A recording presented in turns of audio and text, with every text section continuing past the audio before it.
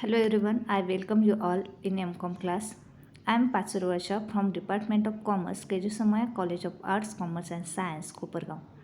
In today's lecture, we will discuss the syllabus of Business Administration Special Paper First, Production and Operation Management, Course Code 113. In this subject, we have 4 topics. Topic first is Production and Operation Management and Overview. Second, Supply Chain Management. Third, Production Planning and Control. And fourth is Total Quality Management Emerging Issues. First topic is Production and Operation Management and Overview. In first topic, what we are going to learn? First concept is Production and Operation Management.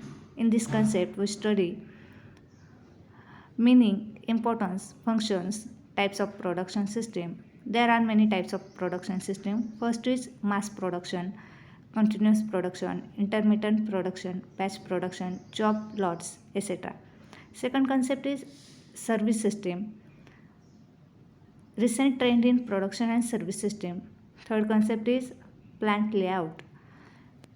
In this concept, we will study objectives of plant layout, basic principles and types of plant layout. And fourth is safety consideration and environmental aspect.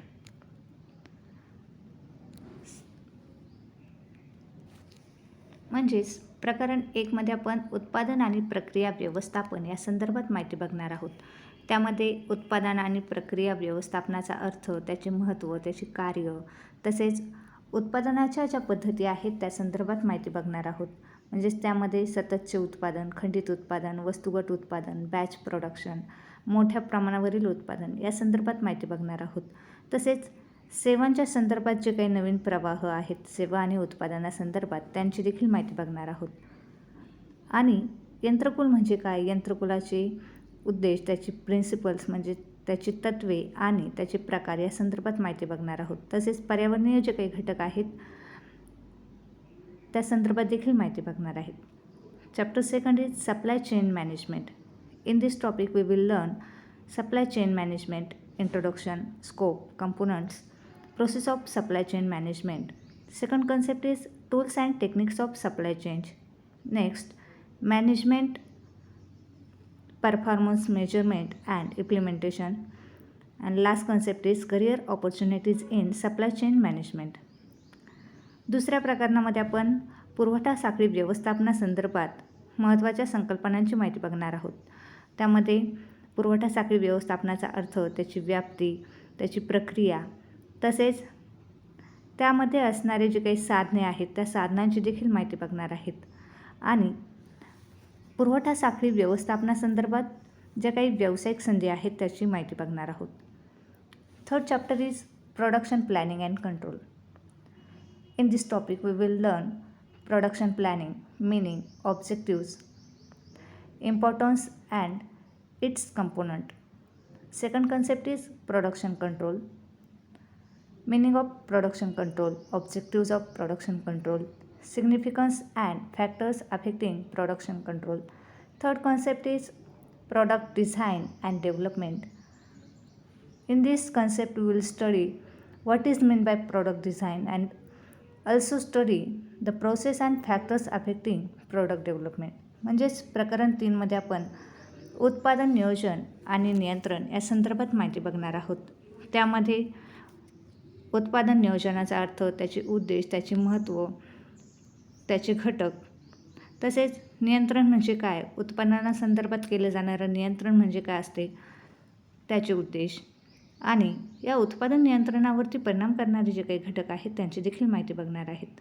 त्याचबरोबर उत्पादन आराखडा म्हणजे काय असतो, तसेच एखादी नवीन वस्तू असेल तर त्या वस्तूचा विकास कशा पद्धतीने होत जातो आणि त्याची प्रक्रिया काय असते. त्याचबरोबर इतर प्रकारचे घटक ज्याचा परिणाम या वस्तूच्या आराखड्यावरती आणि विकासावरती होत असतो ते घटक कोणते आहेत याची माहिती आपण प्रकरण 3 मध्ये बघणार आहोत. Fourth topic is total quality management emerging issues. In this topic we will learn total quality management, meaning of total quality management, dimensions of total quality management, Objectives and importance of total quality management. Second concept is emerging issues in production and operation management.